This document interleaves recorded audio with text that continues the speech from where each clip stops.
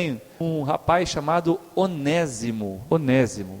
Não dê esse nome para o seu filho, tá? Os nomes gregos não são bonitos, tá? Onésimo. Você já se sentiu algumas vezes pessoa inútil? Sentiu às vezes inútil? Às vezes já me senti, sabia? Inútil. Porque a gente faz as coisas, não resolve, né? A gente não vê o resultado às vezes, a gente fica às vezes sentindo inútil, sem utilidade. Obrigado, minha irmã, Deus te abençoe. Pensa, faço tudo errado, eu sou um inútil. Às vezes alguém já disse para você isso. Você é um inútil, você não serve para nada. A gente olha para a nossa vida, para a nossa história, e parece que nós não construímos nada, não edificamos nada, não resolvemos nada. É um sentimento de inutilidade. Vamos falar um pouco sobre isso hoje. Vamos ler o primeiro texto. Pega a sua Bíblia e abra a carta. Paulo ao Filemon, depois de Timóteo, 1ª, 2ª, Tito, antes de Hebreus. Só um capítulo, este é curto, um bilhete mesmo de Paulo. Vamos ver o conteúdo dele e depois meditar o texto. Amém? Acharam aí?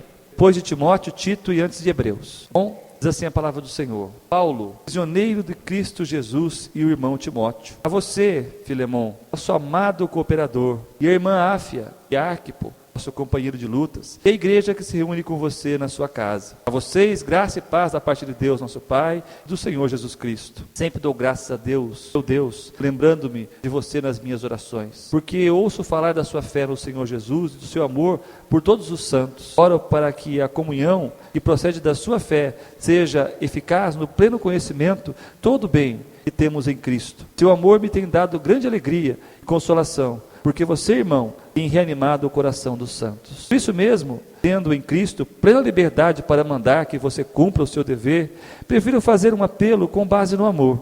Eu, Paulo, já velho, e agora também prisioneiro de Cristo Jesus, apelo em favor de meu filho Onésimo. Girei enquanto estava preso. Ele, antes que era inútil, mas agora é útil, tanto para você quanto para mim. Mando-o de volta a você, como se fosse o meu próprio coração. Gostaria de mantê-lo comigo para que me ajudasse em seu lugar, enquanto eu estou preso por causa do Evangelho. Mas não quis fazer nada sem a sua permissão, para que qualquer favor que você fizer seja espontâneo e não forçado. Talvez ele tenha sido separado de você por algum tempo, para que você o tivesse de volta para sempre, e não mais como escravo, mas acima de escravo, como irmão amado. Para mim, ele é um irmão muito amado, e ainda mais para você, tanto como pessoa, como cristão. Assim, se você me considera companheiro na fé, receba-o como se estivesse recebendo a mim. Se ele o prejudicou em alguma coisa, ou deve alguma coisa, ponha em minha conta. Eu, Paulo, escrevo de próprio punho, eu pagarei, para não dizer que você me deve a própria vida. Sim, irmão, eu gostaria de receber de você algum benefício por estarmos no Senhor. E anime o meu coração em Cristo. Escrevo-lhe certo de que você me obedecerá, sabendo que fará ainda mais do que lhe peço. Além disso, prepara-me um aposento, porque graças às suas orações, espero poder ser restituído a vocês. Páfras, meu companheiro de prisão por causa de Cristo Jesus, envia-lhes saudações, assim como Marcos, Estarco, Demas, Lucas, meus cooperadores. A graça do Senhor Jesus Cristo seja com com o espírito de todos vocês. Amém. Queridos, Paulo escreveu esse bilhete ao amigo chamado Filemon. Esse amigo chamado Filemon, ele morava na cidade de Colossos, e provavelmente a igreja de Colossos, porque quando a gente fala igreja, não é templo, tá bom, gente? Naquela época não havia templo. Templo cristão passou a existir só depois do 3º século. Não havia, tá? As pessoas reuniam-se aonde? Nas casas. Então, a igreja se reúne na casa de vocês. Então, a igreja, quem que é a igreja? É o povo. E a casa de Filemon, e ali se reunia. Filemon devia ser um homem rico, porque ele era proprietário de muitos escravos. E no mundo romano, ter escravos era um sinal de status. Além de custar caro, mantê-lo custava caro. E naquela cultura, a escravidão era muito comum. O escravo, ele era tido como uma mercadoria, não como uma pessoa, não como um ser humano. O dono do escravo podia dispor dele como ele quisesse, podia fazer dele o que ele bem entendesse. E se o escravo fugisse ou causasse algum prejuízo ao seu dono, ele podia ser punido da forma como o dono achasse melhor. Não havia lei ou proibição que ele fizesse o que quisesse, desde bater, desde castigar e até mesmo matar. Ele podia fazê-lo sem o menor problema, Ele não tinha nenhum impedimento legal para isso, porque o escravo não tinha direitos, não tinha nenhum tipo de regalia, tá? Então o escravo, caso a Onésimo era um dos seus escravos, tá? Ele não tinha direito algum, tá? Era alguém pária da sociedade. uma mercadoria mesmo, literalmente. É estranho para nós pensarmos isso hoje, mas essa mudança de pensamento se deve justamente à influência da fé cristã na sociedade. Porque se não fosse assim, seria assim até hoje. Seria assim até hoje. Tá? E a escravidão aqui não tinha nada a ver com cor, como aconteceu no Brasil, Polônia. Escravizavam índios e negros. Tá? A escravidão não tinha esse negócio. Lá era branco, loiro, negro, qualquer cor, estava escravo. Os romanos, quando conquistavam um povo, dominavam um lugar, ele pegava o povo local e geralmente vendia como escravos. Os legionários pegavam a população local, levavam e vendiam como escravos, ganhavam dinheiro com eles. Uma vez vendidos, não tinham direito, iam servir até a morte. Alguns escravos podiam ser bem tratados, podiam até ocupar uma função importante da casa. E alguns podiam, com o tempo, ajuntar dinheiro e até comprar a sua própria liberdade. Acontecia. Era muito incomum você ver um escravo liberto. O escravo liberto, geralmente, é aquele que comprara a sua própria liberdade, pagou o preço dele próprio para o dono. Ou havia casos mais raros em que o dono podia libertar o escravo se ele quisesse, mas não era muito comum acontecer não, era muito raro acontecer isso. Há poucos relatos da história desse tipo de evento. Bom, Paulo mandou essa carta a esse rico cristão de Colossos, tá? Por quê? Paulo estava preso em Roma, Paulo estava na cadeia, diz ele, por causa do evangelho. E ele diz aqui, eu não era preso, não fala que eu sou preso de César, não, prisioneiro de Cristo, não de César. Já que foi César que mandou ele ficar preso, mas ele se considerava preso de Cristo, preso por causa do evangelho. Por causa do testemunho que ele dava de Jesus e que ele estava preso. E na cadeia, lá em Roma, ele conheceu um jovem grego, que o conhecia, já o via antes, porque era escravo de um velho conhecido, de um velho amigo de Colossos. Esse moço, chamado Onésimo, fugira da casa do seu senhor. E provavelmente, além de fugir, deve ter causado muitos prejuízos para ele. Onésimo fugiu, ou fugiu porque causou prejuízo, ou causou prejuízo porque fugiu, alguma coisa assim. Além de fugir, não podia, ele era propriedade do Filemon, causou um estrago lá para ele. E foi embora, sumiu de Colossos, deu um jeito de chegar em Roma. Só que chegou em Roma, aprontou alguma, fez alguma bobagem, né? E na cadeia encontrou com quem? Com Paulo. Paulo era um excelente preso, porque caiu na cadeia perto dele, era evangelho. Era guarda pretoriano lá dele, evangelho. Era qualquer escravo, evangelho. Era o que fosse, ele mandava ver. Falava mesmo de Cristo, e muita gente se convertia através do ministério dele, como ele mesmo diz, eu estou preso, mas o evangelho não está algemado, porque ali ele mandava brasa, gente que ele não conseguiria falar fora da cadeia, ele falava dentro. Inclusive, muitos guardas pretorianos, que era a guarda pessoal do imperador, né, se converteram por causa do testemunho de Paulo. É, tremendo. E nesse interim, nesse meio tempo, Onésimo caiu na cadeia, ele já conhecia o evangelho, porque o seu senhor Filemon era crente, a igreja reunia na casa dele, ele tinha conhecimento do evangelho, ele até já deve ter ouvido Paulo pregar na casa de Filemon, mas aquilo não entrou no coração dele, ele tinha um coração agitado, talvez rebelde, ele não se enquadrou naquilo, ele fez alguma bobagem lá, a gente não sabe qual, fugiu, foi fazendo bobagem ainda em Roma, fez alguma coisa e foi preso, um jovem que tinha uma vida inútil, e Paulo faz um jogo de palavras com isso, porque Onésimo significa útil. Onésimo em grego é útil. Só que Onésimo não era Onésimo, ele era inútil. Porque todo lugar que ele ia, ele fazia bobagem. Dava trabalho para o seu senhor, deu trabalho para um monte de gente. Ele era alguém que não via sentido, que não via utilidade, que não sabia como usar a sua vida, que não sabia como usar os seus talentos, que não sabia como usar a vida que Deus havia lhe dado. E gastava essa vida fazendo coisa errada, fazendo bobagens, sendo alguém inútil. Mas lá na cadeia, quando ele caiu perto desse preso chamado Paulo, Paulo começou a falar para ele uma história que ele até já conhecia. Começou a falar para ele de alguma coisa que até ele já tinha ouvido, mas nunca tinha entendido. No meio de Paulo, o evangelho entrou não apenas no ouvido, mas no coração de Onésimo. Paulo fala que Onésimo, ele gerou, eu dei a luz a esse moço, aqui na prisão, entre algemas. Paulo fala que deu a luz a esse menino, porque ele estava morto, ele viveu. Era um morto e ele nasceu de novo. Paulo diz, eu gerei esse moço aqui entre as cadeias. Ele era inútil, o Filemon, mas agora ele é útil, porque ele conheceu o poder do evangelho, ele conheceu a graça de Jesus Cristo. Isso deu a ele o quê? Deu a ele um novo sentido de vida, uma nova razão de vida, uma nova forma, uma nova motivação de ser, de existir, uma nova visão do mundo, da sua própria vida. Tudo mudou, ele nasceu de novo, ele mudou o seu olhar, ele via tudo diferente. E essa mudança no seu coração, e ali perto de Paulo, perto de Lucas, perto de Aristarco, perto de Marcos, só gente boa, hein? É mole, meu, ficar perto dessa turma é só nata, né? Só nata. E ele ficou lá, ouvindo, sendo discipulado, vendo o testemunho desses homens, e ele se apegou firme a eles, e começou a ajudar Paulo, já estava evangelizando também, já estava falando de Jesus para os outros, já estava sendo bênção o menino ali na cadeia. Por algum motivo, não sabemos qual, ele não foi preso muito tempo, ele foi liberto da cadeia. Paulo queria que ele acertasse as coisas, que ele fosse colocar as coisas em ordem. Note uma coisa, viu, meu querido? Deus sempre nos guia para colocar as coisas em ordem, viu? Tá? Aquela música que a gente cantava aí, aquela restitui, é a mão invertida dessa música aí. E Deus manda, não ele restituir. Deus não deve nada para mim nem para você. A gente tem que restituir, ou seja, consertar o que está errado. Lembra lá de Zaqueu? Lembra do publicano Zaqueu? Impostos, Jesus foi comer na casa dele, chegou lá, fez um banquete, Jesus com os discípulos, aquela coisa toda. Jesus não disse nada para ele, mas ele conheceu o amor de Jesus, conheceu a graça do Senhor ali na sua vida. Eu já preguei essa história outras vezes para vocês. E o que ele disse? Senhor, hoje prometo que vou dar a metade dos meus bens aos pobres. E quem eu roubei, e roubou muito, hein? Eu restituo 4 vezes mais. O que Zaqueu fez? Quando ele conheceu Jesus, quando a graça entrou na vida dele, ele restituiu. Ele foi consertar o que ele fez errado. E Jesus perdoa, cancela o pecado, esquece e acabou.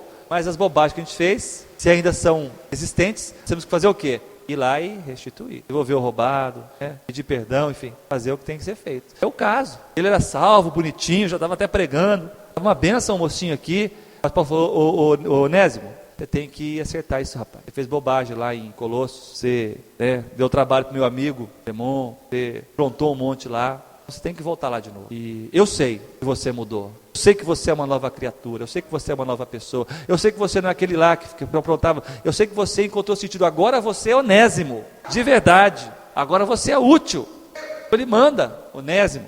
Onésimo vai acompanhado. Ele vai com uma carta. Essa carta. O seu antigo senhor. Aliás, ainda senhor, porque ele ainda era escravo. E vai com essa carta. E eu gosto muito da forma como Paulo intercede por ele, contando da mudança da vida dele, como ele mudou, se converteu, e Paulo fala, olha, ele era inútil para você e para todo mundo, agora ele é útil, então receba-o, se você recebesse a mim, não mais como escravo, mas como irmão, aliás, não apenas como irmão, como se fosse esse irmão aqui, eu mesmo, Paulo, porque Filemão tinha muita estima por Paulo, é que Paulo fala das orações dele, eles tinham grande amizade, porque o próprio Paulo foi quem levou Filemão a Cristo. Foi o próprio Paulo quem apresentou o evangelho para esse homem, que mudou a vida dele, que transformou a vida dele, salvou a vida dele. Por isso que Paulo fala, você deve a própria vida para mim, no sentido de que fui eu que gerei você também. Eu gerei esse rapaz também. E eu podia até mandar você, pela autoridade que eu tenho, para você, faz isso e aquilo. Mas eu não quero que você perca a oportunidade de fazer o bem, voluntariamente. Então eu peço que você receba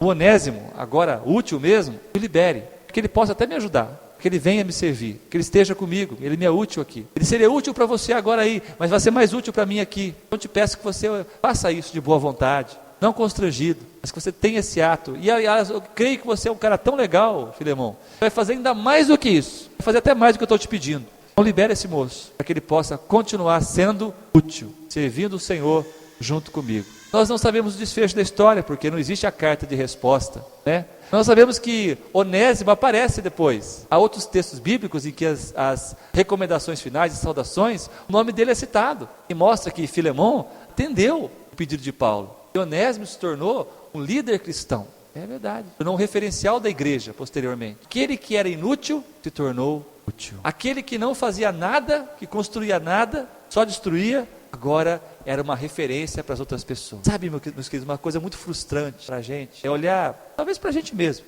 ou para outra pessoa, cuja vida parece que não edifica nada, cuja vida parece que só uma sucessão de tombos, ela, não só dela, mas ela cai e derruba os outros também. Ela não constrói, só destrói. Ela não agrega, só espalha. E a gente conhece pessoas assim, não conhece? Nós já fomos assim, já andamos nesse caminho também. Mas Jesus e a sua graça podem mudar profundamente a vida de qualquer pessoa, inclusive a vida de um escravo, E olha que interessante, que Onésimo foi cair na cadeia com Paulo. A cadeia de Roma era grande, viu? Era grande, você podia cair no meio de um monte de gente. Eu visitei a cadeia lá, Cárcere Mametino, Fórum, é um lugar feio. Hoje é bonitinho, que o pessoal deu um trato, virou capela, né? Mas tem um lugar assim lá, no chão, hoje tem uma grade, né? Mas é um buraco. que dá acesso ao esgoto de Roma, chamado Cloaca Máxima. E ali, quando o cara contava alguma tal, o pessoal pegava ou matava e jogava lá, ou jogava vivo lá dentro mesmo, aquele buraco. Era um lugar feio. Aí não tinha banheiro, viu? Um lugar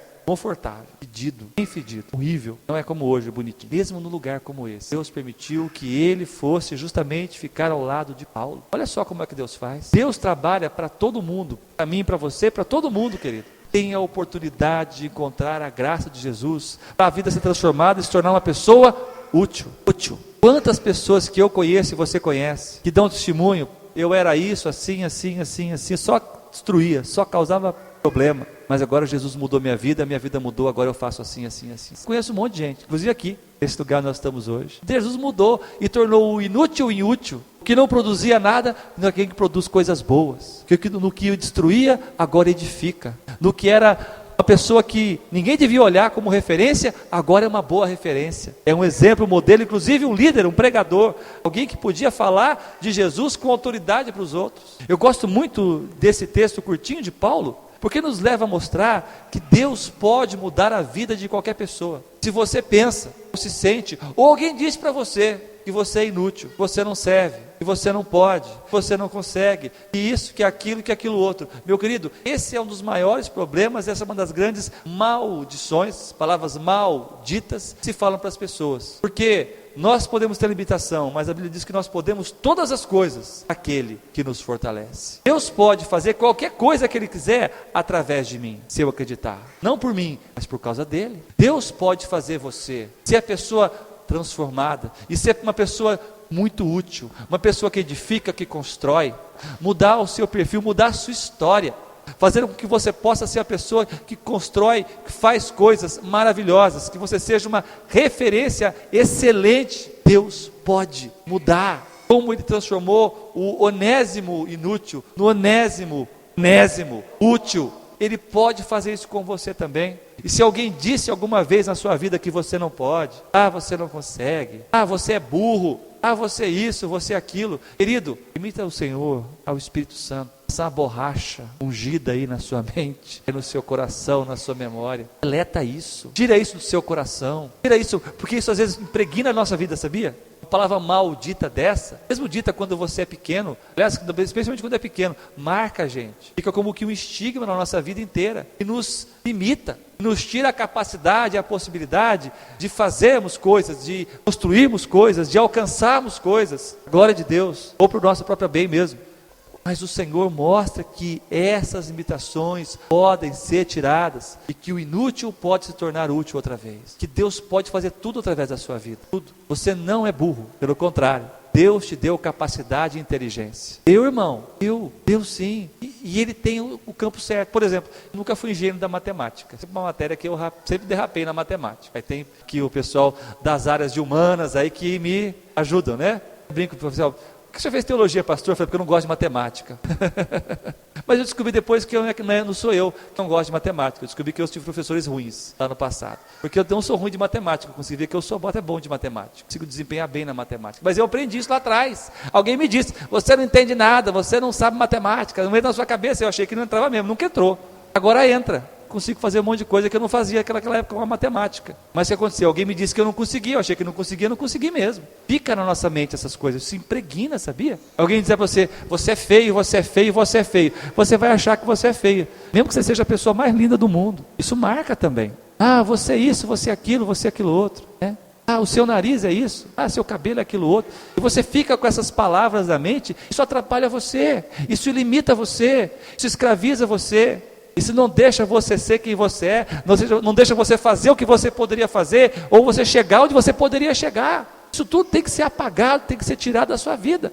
A gente tem que ser liberto desses conceitos e preconceitos que nos foram inculcados, que nos foram colocados na mente, e a gente guardou aquilo. E entender que você pode sim, que você é capaz sim, com a graça de Deus, com a ajuda de Deus. E eu, meus irmãos, com o tempo eu tenho aprendido essas coisas, com o tempo isso tem acontecido. Por isso que, graças a Deus, eu olho para trás e vejo como Deus curou a minha vida, como Deus tem me libertado de tantas coisas, como Deus modificou a minha vida no decorrer dos anos e tem feito isso ainda, como Deus tem mudado. Hoje, graças a Deus, quando aparece alguma coisa na minha frente, eu digo, puxa, esse negócio é complicado de fazer, mas eu sinto lá dentro a convicção de Deus que eu consigo fazer, eu faço, fica bem feito. fica bem feito. Um monte de coisa que eu nunca fiz, meu trabalho, cai na minha mão, falo, vou fazer esse negócio, e vou fazer bem feito, vou caprichar, e fica bom. Tem um monte de coisa que eu nunca realizei, vou fazendo, Deus abençoando, e acontece. Por quê, irmãos? Porque Deus trabalha com a gente. Deus nos tira aquela timidez, Deus nos tira aquele sentimento de inferioridade. Não troca por arrogância não, viu? Não é não. Você tem consciência da limitação. Existe uma confiança, uma segurança em Deus, que Deus te capacita. Deus te transforma, que Deus te fortalece. Você tem aqui tudo que Deus tinha que colocar, Ele colocou aqui, a capacidade está aqui dentro. E você, quando se liberta dessas coisas, foram malditas na sua vida, você vê que você pode, que você consegue. O maior problema nosso hoje é esse, eu não consigo, irmão. Tira essa palavra da sua mente, do teu dicionário. O que você tem que fazer? Vá em frente, confie em Deus, batalhe, lute, você consegue, não sem esforço, não sem sacrifício, não sem lutar, não sem ter lá suas dificuldades, mas persevera que você vai ver como é que Deus faz, Deus realiza, Deus concretiza. Foi fácil esperar, Eric e Gisele? Foi difícil? A luta aí, vocês não pensaram às vezes em desistir da coisa, né? Vai ter que mudar, não foi assim? Não passou pela mente? Pois é, mas Deus é Deus, Deus é Deus. Se alguém chegar para mim e falar, pastor, eu tenho um desejo de fazer tal coisa, sabe o que eu vou dizer? Você que já perguntou isso para mim, já ouviu isso da minha boca. Vá em frente, se esforça, Deus te abençoa, você consegue, vai, se esforça aí, vai atrás, você consegue, eu tenho visto isso, a gente vê isso, aquela universidade, a gente vê cada história, né, Fê? Tanta gente que isso aí não vai conseguir, isso não tem jeito, não é que a pessoa se supera, passa por dificuldades, supera tantos obstáculos e consegue, porque a pessoa acredita. Paulo acreditou que aquele moço inútil podia ser transformado em um moço útil, investiu nele, aquele moço creu, o Senhor transformou, e ele se tornou um pregador do Evangelho, um líder. Segundo eu procurei pesquisar um pouco na história, claro que não existe muita coisa na Bíblia sobre Onésimo, mas é o que se sabe, anos depois da morte de Paulo, porque ele era jovem ainda, bastante tempo depois disso, ele se tornou um bispo, de uma importante cidade naquela época, um líder cristão. Bispo quer dizer um líder cristão, era um líder cristão, uma referência. Esse moço que foi inútil, a partir daquele momento se tornou útil, foi útil até o fim da sua vida. Querido, o que impede você? Eu estou velho. Moisés também estava velho. Aliás, Moisés tinha 80 anos, quando Deus o chamou naquela sarça. Está velho? Eu não tenho saúde. Desculpa, não cola. Eu fugi da escola, e daí? Volta, começa de novo, sonhe, creia, lá atrás. Deus pode mudar você, transformar a história mais inútil, como era de Onésimo, a história mais útil, mudar a sua perspectiva e fazer do seu coração, da sua história, uma história cheia de realizações. Sabia disso? Verdade. Pode sim, tudo é possível ao que crê. Sabe o que Jesus quer dizer com isso? Eu acho maravilhoso, desafiador as palavras de Jesus. O que ele falou? Tudo quer dizer o que, irmão? Qualquer coisa. É possível, é viável, é realizável aquele que acredita. Eu também, Paulo. Eu tenho visto isso, tenho testemunhado isso. E eu acredito. Eu acredito. Quando aparece alguma coisa no meu caminho, eu falo com Deus, falo, Deus, é por aqui que eu vou. Eu acredito e vou em frente, entendeu? Tive que apresentar um projeto um tempo atrás, de um negócio que eu nunca tinha feito. Um negócio meio complicado, eu não entendia muito bem. Peguei, tinha pouco tempo para entregar. Pesquisei, fui atrás, dei uma olhada, peguei e orei. Falei, Senhor, eu tenho que fazer esse negócio, tem que ficar bem feito. Me abençoa, coloca a mão sobre mim, eu vou fazer esse negócio aqui. E procurei atrás, pesquisei, trabalhei, fiz, entreguei, foi aprovado, entendeu? Então eu ficava assim, eu não consigo fazer, é muito difícil, eu não sei, eu não vou conseguir, e eu ia ficar sem fazer, ia perder uma oportunidade, ia passar uma bênção de Deus, ia passar por mim, eu não ia pegar ela, entendeu? Meu irmão, pega a bênção, vai, eu não consigo fazer aquilo, vai, eu não consigo passar naquela prova, vai, eu não consigo lá, vai, porque só quem desiste é que não chega. Quem acredita, chega. Quem acredita, chega. O que você tem? O que tem impedido você? O que tem amarrado você? O que tem escravizado você? O que tem feito você se sentir alguém inútil? Alguém incapaz? Alguém que não pode? Se você olhar a palavra de Deus, ela diz 365 vezes, não tenha medo. Se ela diz para você não ter medo, é por quê? Porque você pode seguir em frente. Quem tem medo, para. Não vai a lugar nenhum. Quem crê, vai em frente. Então vá em frente, não tenha medo. Acredite em Deus, porque Ele pode fazer tudo o que Ele quiser em você e através de você, como fez com o nosso irmão Onésimo, o útil. Quero orar por você nessa noite. Dessa palavra, bem simples, Deus colocou no coração, no coração, no nosso coração, para que você pudesse hoje entender. Tem tanta coisa que Deus pode fazer em você e através de você. Você se esconde atrás dessas palavras que às vezes foram ditas para você. Alguém fez você sentir isso. Permita que o Senhor passe uma borracha e mude isso, né? Mude o programa, delete isso aí, coloque um aplicativo novo, uma palavra moderna agora aí na sua alma, no seu coração, para que você possa entender que Deus pode fazer tudo em você e fazer de você, da sua história, uma história bonita e útil para você, sua família, a glória de Deus, o seu reino. Eu quero orar por você nessa noite. Você tem um desejo, se você quer colocar diante de Deus esse sentimento, tenha paralisado você, chega aqui, pastores, vamos orar por vocês, juntos aqui. Deus vai abençoar a tua vida. Você vai descobrir que você pode sim, pode. Não importa o que tenham dito para você, não importa o que tenham falado para você, não importa a história que contaram para você. Deus escreve e pode escrever uma nova história, sua vida, seu coração, em nome de Jesus. Chega aqui, tenha medo. Deus quer e pode escrever uma nova história. Vai escrever, como fez com o Onésimo. Vai escrever. Você pode, viu? Ah, mas eu não consigo. Deixa para trás esse negócio de não consigo, viu? Consegue sim. Amém. Eu não consigo, não posso. Ora essa. Eu não, mas Deus pode. Quantas vezes não disseram para o Paulo Silas, 20 e tantos anos atrás, você não pode, não tem jeito, não tem esperança para você, não vai virar nada na vida, só dá trabalho, é inútil. Olha o que Deus fez. Olha o que Deus fez, irmão. Olha o que Deus fez comigo. Ele pode sim, Ele pode sim, e vai fazer. Aleluia. Senhor, obrigado porque o Senhor pode sim, pode fazer todas as coisas. Tudo é possível aquele que crê. Nós estamos aqui como aqueles que creem em Ti, no poder da palavra, no poder do nome do Senhor Jesus, para pedir que o Teu Santo Espírito venha, ó Deus, tocar em nossa mente, em nossos corações, em nossos pensamentos, tirando, ó Deus amado, tudo aquilo que nos foi azido, que nos foi impregnado na mente, palavras malditas que foram colocadas em nosso coração, que dizem que nós somos feios, que nós somos incapazes, burros, que nós não conseguimos, que nós não podemos chegar, que nós não podemos isso, ou não podemos aquilo, ou nunca vamos conseguir isso, ou aquilo outro. Senhor, isso nos marcou, nos magoou, nos machucou, nos feriu profundamente a alma, os sentimentos, e até hoje muitas palavras dessas nos limitam, Senhor, tal como espadas e punhais ainda ferem a nossa alma, o nosso coração, e nos jogam, ó Deus amado, num sentimento de dor, de inutilidade, de incapacidade.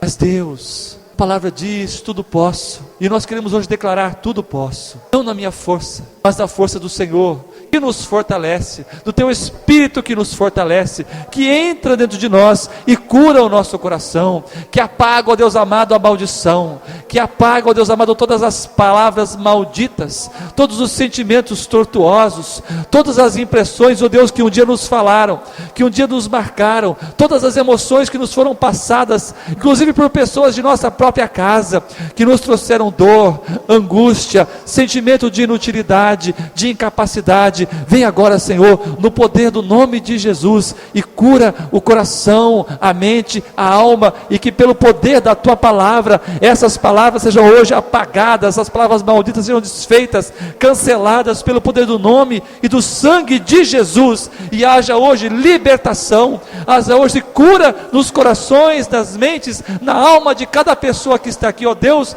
para que elas possam ter dentro dos seus corações a certeza da Tua presença, a certeza e a confiança do Teu poder, que nos capacita, que nos fortalece, que nos pode levar a fazer qualquer coisa que o Senhor quiser. Tudo podemos em Ti, Senhor, que nos fortalece. O Senhor cura a nossa alma, cura a nossa autoimagem, Senhor amado, mostrando que nós somos as pessoas mais lindas do mundo, porque fomos feitas à imagem e semelhança do Senhor.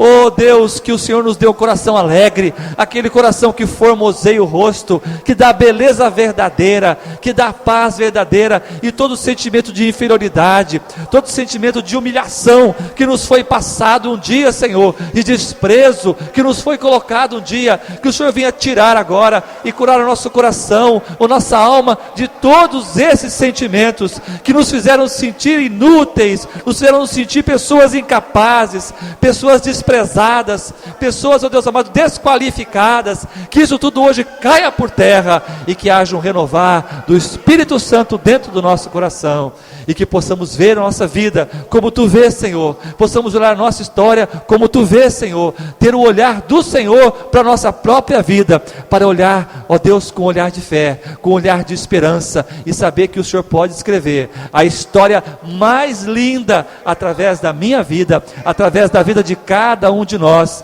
e essa vida nova, essa escritura nova vai ser escrita pelo dedo do Senhor, pela mão do Senhor, na minha vida, na nossa história, para que possamos ser pessoas úteis para a glória do Teu nome, transformados, vivificados e libertos pelo poder do Teu nome. Nós cremos, nós confiamos, Senhor, nesta palavra, e desde já Te agradecemos por saber que o Senhor muda hoje e faz da nossa vida e da nossa história uma nova vida, uma nova história, em nome de Jesus.